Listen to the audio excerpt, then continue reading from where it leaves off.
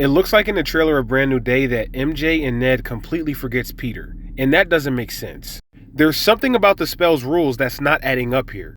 Listen closely. In Spider-Man No Way Home, Peter requested that everybody forget that Peter Parker is Spider-Man. Not that everybody should forget Peter Parker. Forgetting Peter Parker is Spider-Man is completely different than forgetting Peter Parker. So technically, Ned and MJ should remember Peter Parker, just not the fact that Peter Parker is Spider-Man. So everything that they knew about Peter after they found out that he was Spider-Man, that is the part that should really be forgotten about. So let me give an example. In Homecoming, when Ned found out that Peter was Spider-Man, he should still remember Peter just before he found out that he was Spider-Man in that moment. So everything after that should be wiped away. Now with MJ, it's a little bit more complicated because she already had her suspicions that Peter was Spider-Man. So her suspicion that Peter is Spider-Man gets wiped away too. But none of this changes the fact that Ned and MJ still had a relationship with Peter Parker before they knew he was Spider-Man. So they should technically still know who he is just from the aspect of him only being Peter Parker.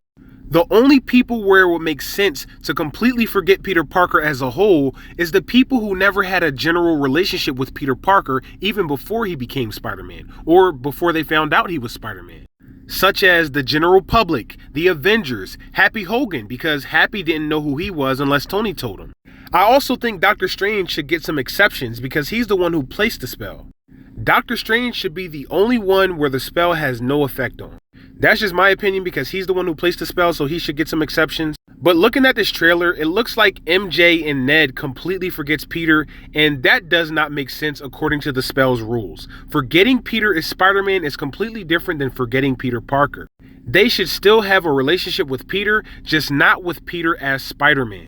So the Peter Parker that MJ and Ned knew before they found out that he was Spider-Man, that's the type of relationship that they should have in Brand New Day. And that is why the complete absence of Peter Parker is not making sense to me. In fact, No Way Home should have ended differently. Technically, MJ should have knew who Peter was when he walked into the cafe at the end of the movie.